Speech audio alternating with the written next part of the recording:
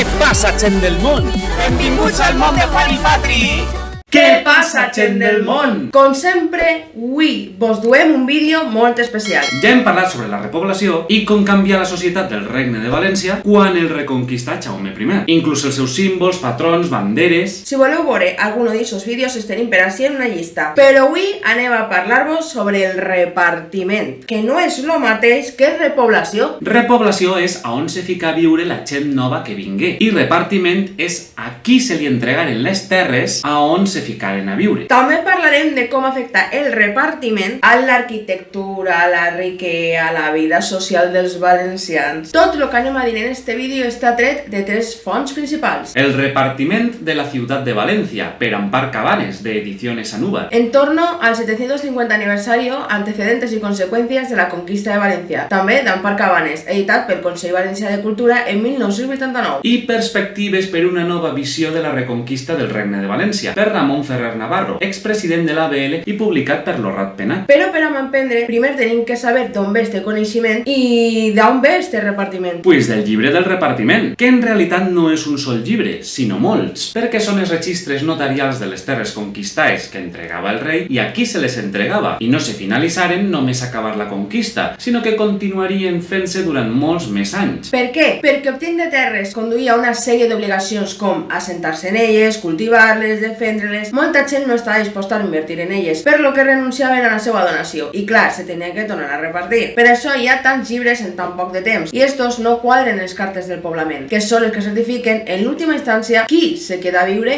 i a on. El repartiment també se divideix per unitats familiars, però això és molt inexacte. Quants membres té una família? Els dos progenitors són de fora o un és de València? Venen en criats? Quants n'en venen? D'on són? Perquè no quadra el número de repobladors en la població final. Se sap que molts musulmans se convertien al cristianisme per a no perdre les seues terres, acceptant ser criats dels nous senyors. Ara bé, com se feu exactament el repartiment del Regne de València? Pues se feu a l'aragonesa. O siga, s'expulsava els musulmans de les principals ciutats i se repoblava en cristians, tant autòctons com vinguts d'altres regions cristianes, i en el camp continuava existint una gran població mudeixa, musulmans que vivien en terres cristianes, que a poc anaven convertint-se al cristianisme. El primer repartiment se fa quan ja havia començat la conquista de València, en 1236, en les Corts de Monzón, en el que ja se parla de que la majoria de guerrers anaven a ser aragonesos i no catalans, perquè els catalans foren majoria en la conquista de Mallorca i apenes reberen terres, i com eren comptats podien renunciar a participar en la guerra. En canvi, els aragonesos, que eren servents directes del rei, tenien que anar sí o sí. Al remat, l'exèrcit del rei comptava amb pocs catalans, però el repartiment estigué més o manco igualat, ja que se repartia en proporció a lo invertit en guerra. Ja foren soldats, diners, materials, el que més invertia, més rebia. El 28 d'octubre d'eixe any, Jaume I formalitzaria l'acord de repartir les terres i finalment, el 9 de juliol de l'any següent, 1237, se crearia el primer llibre del repartiment. I ara només anem a parlar del Cap i Casal, la ciutat de València, perquè no n'hi ha molta informació d'altres poblacions grans, però degué de ser idèntica o molt pareguda en tot el Regne de València, inclòs al sud de la línia Biar-Busot, Alacant, Oriola, Elx, que eren terres pactades per al Regne de Castella, però les conquistà Jaume I. Quan Jaume I se retirà, el repartiment passà al modo castellà, igual que en la plana Utiel-Requena, que també fou castellana fins al segle XIX. El primer repartiment de la ciutat de València la dividia en 13 barris dins de les muralles, depenent del lloc de procedència de la majoria de repobladors. 6 barris per a aragonesos, 6 per a catalans i un per a occitans. No se sap exactament a on estaven, però se deduïx per les parròquies. Quedaren aixina, el barri de Barcelona, que era el més gran, ocupant una quinta part de la ciutat, els de Lleida, Tortosa, Montblanc, Vilafranca, Tarragona, La Rapita, Montpellier, Daroca, Terol, que ocupava l'actual parròquia de Sant Nicolau i el Portal de Valldigna, Calatayud, Saragossa i Tarassona, encara que aquesta administració desaparegué pronte i la ciutat se dividí per parròquies. També estaven exemptes la zona cèntrica, la zona de la catedral, la zona militar, pròxima als barris catalans, la zona comercial, pròxima als barris aragonesos, la moreria i la xuderia, a extramurs. Als judeus se'ls concedien el primer llibre del repartiment uns terrenys propis, però immediatament foren anul·lats, i també les terres de l'Iglésia l'església i de les ordres militars com els templaris. L'arquitectura també canvià. Els cristians venien per a quedar-se i tenien que destruir tot lo musulmà. S'assolaren les mesquites i les sinagogues i damunt dels seus solars se construïren iglesias. El traçat dels antics carrers musulmans estrets i sinuosos també desaparegué. Se feren nous carrers més amples, rectes i de pedra. També canvià la forma de les cases. Els musulmans s'agrupaven en tribus que vivien en un mateix barri i aquestes tribus en clans familiars que vivien en una sola casa enorme a la que normalment s'accedia per un carrer sense eixida i que tenia una xicoteta plaça comú al centre. Els cristians assolaven el centre de la casa i feien un carrer, a voltes aprofitant la placeta. Aixina se trencava l'estil de vida típic dels musulmans i era més fàcil que se convertiren. En el camp passà més o manco lo mateix. Se repartien les alqueries i les cases de poble, però se mantingueren molt més les costums musulmanes, com la forma de cultivar, les construccions, el menjar, la vestimenta, perquè la majoria de gent era musulmana convertida al cristianisme i treballava en el camp. I els que continuaven sent musulmans se'ls desplaçava a zones poc riques i barriades on pogueren ser fàcilment controlats. Menció especial als molins, a joc de defensa i als creuaments de camins, els quals, per ser estructures imprescindibles per al correcte funcionament del regne, també foren repartides en precisió. Esta manera de repartir aconseguí que el territori s'enriquira, no se despoblara i s'augmentara la fortalea del rei, confirmant-se perquè apenes 100 anys després esclatà el Sigle d'Or valencià, que convertia el regne de València en un dels més rics d'Europa, en diferents indústries manufactureres com la seda i el paper, la construcció de caríssims edificis civils com la Llonja de la Seda, el finançament que tenien moltes parròquies que s'ampliaven i s'omplien d'obres d'art i relíquies com el Sant Càliz de la catedral, la riquea de moltes famílies com els Borja, que aplegaren al papat 2 voltes i controlaven Gandia, Xàtiva i part del Cap i Casal, la família real valenciana, que costejava les guerres i les conquistes, o el propi descobriment d'Amèrica, quan el prestamista valencià Lluís de Santàngel financià el viatge de Colom. Ja estem aplegant al final del vídeo. Per acabar, comentar les manipulacions sobre el repartiment del Regne de València. La principal pot ser que siga Próspero de Bofarull, que borra llinatges aragonesos, navarresos i castellans del llibre del repartiment per a que els catalans foren majoria. Ja farem un vídeo sobre ell. O la de Joan Fuster, que afirmava que tots els catalans s'assentaren en la costa i vivien del minifundisme, propietats molt menudes, i que tots els aragonesos s'assentaren en l'interior i vivien del latifundisme, grans propietats. El llibre de repartiment lo que mostra és que tot se repartí equitativament. Tots tenien una casa, una part d'horta i una part de seca. I no ho diem nosaltres, sinó els treballs de Ramon Ferrer Navarro, expresident de l'ABL.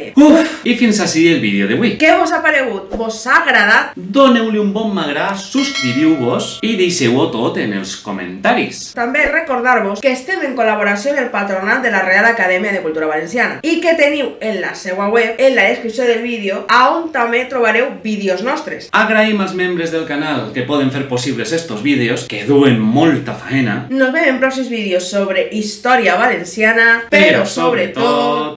No te baixes del món! Everything that